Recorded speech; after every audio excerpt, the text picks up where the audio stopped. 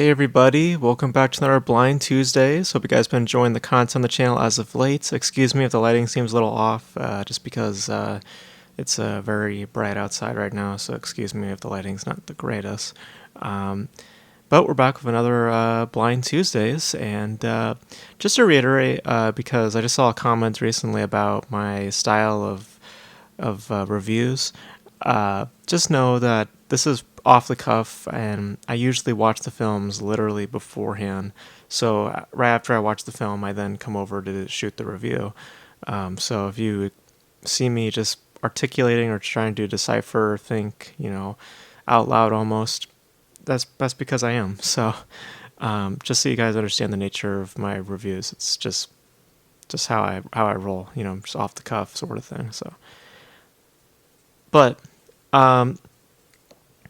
speaking about the film proper, though, the film that we're talking about today, the criteria being adventure. So I figured, well, what other person is most notable about adventure than Mr. Spielberg himself? So I figured to watch The Adventures of Tintin, which came out in 2011, directed by Mr. Spielberg, co-written by Edgar Wright, produced by Spielberg, Peter Jackson, Kathleen Kennedy. So score by John Williams. So very, very stacked crew behind this.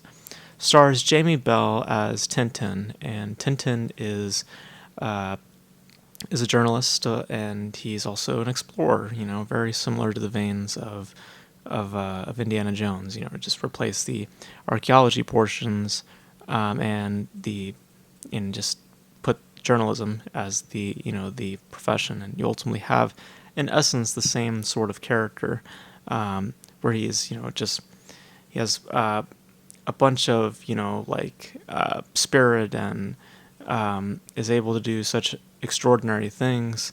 So it's a very Indiana Jones like type character, and goes on a quest to find a ship called the Unicorn. And during his journey, he stumbles upon the last of the Haddock family, which were the captains, the people who were of ownership of the ship.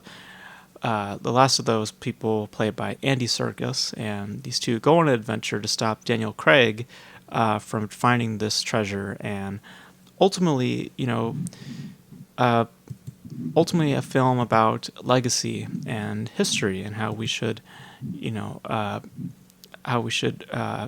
recognize the importance of such thing. And what you get from The Adventures of Tintin is, aesthetically something quite interesting. I would say, in comparison, it reminded me a lot of The Polar Express in terms of its style, and also in terms of its pace when it came to certain beats happening, specifically in action. It can get a bit slower, because of just how the animation plays, which is also fairly expressive and carefully plotted in the stylistic sense, because there's the little quips here and there that are very notable of Spielberg, which add to the charm and develop the charm overall as a film. But what I think that The Adventures of Tintin lacks a lot of is its substance, because The Adventures of Tintin, I think, is more considering of its style than it is of its substance. It takes more of a pleasure in that because of just the way that the camera moves around, and the way that the interactions are, they seem more thin than they do weightful. And the rules of its animation, the rules of its world, are also a bit questionable. There's at times when characters look like they're about to die, but then they don't. Someone else gets put in that same position, but they don't die. That turns into like a cartoonish gag. There's a point where Tintin's about to die from a blade, and then Andy Serkis's character comes and saves him. But Andy Serkis then gets cut on it, but instead of dying, he spins around it. So sort of like the rules are not fully established, and I think the reason for it is because the film cares a great deal of its style, more than it does its substance. And what you get from it is something that has a bit of a jarring momentum. Like it's it's kind of feels rushed.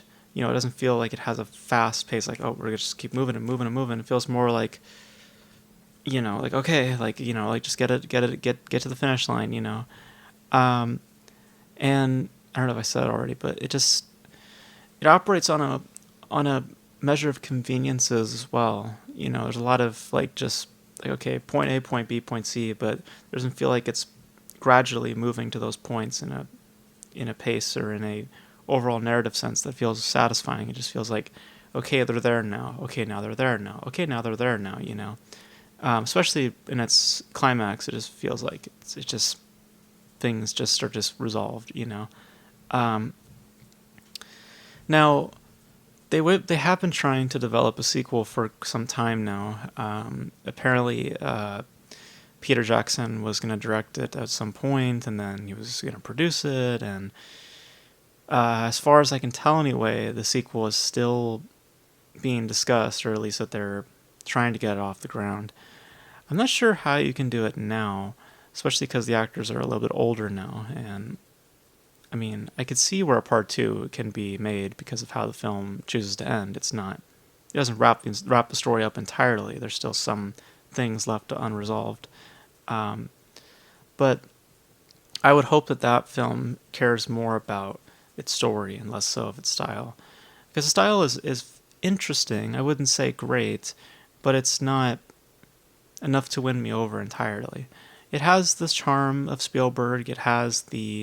Um, it has that care and um, that overall passion, you know, that Spielberg brings to his movies. But what it lacks is that that that care for the characters and the plotting that feels consistent.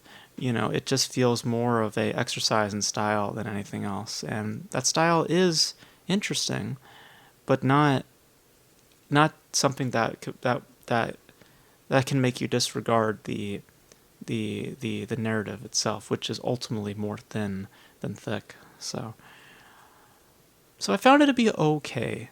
Ultimately, I found it to be okay. But from Spielberg, I expect something great, not just okay. So so you know, as something from Spielberg, it's one of his more lesser films.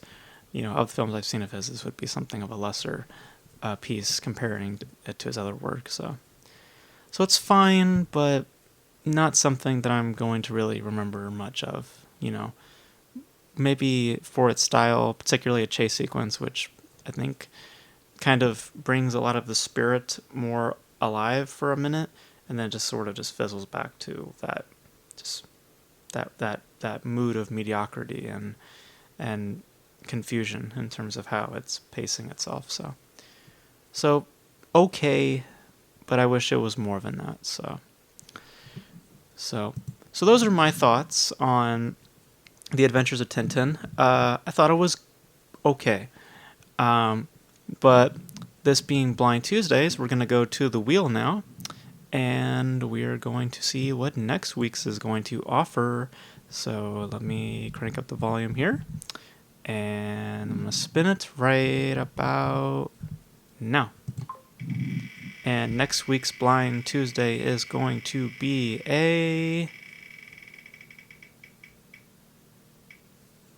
Ooh, yes! A samurai film. Awesome. I love this genre. So that could be a lot of things. That could be Kurosawa. That could be, there's a lot of options from that. So sweet. I love samurai movies. So that's it for this week, guys. You guys let me know your thoughts on The Adventures of Tintin. Your guys' thoughts on the sequel, if it'll ever happen. And of course, the criteria being samurai film. It could be from any decade or anything like that. Just let me know your picks for a samurai film. Let me know in the comment section below. And that's going to be it for this review, guys. Thank you guys for tuning in. And until then, I will catch you guys in the next video.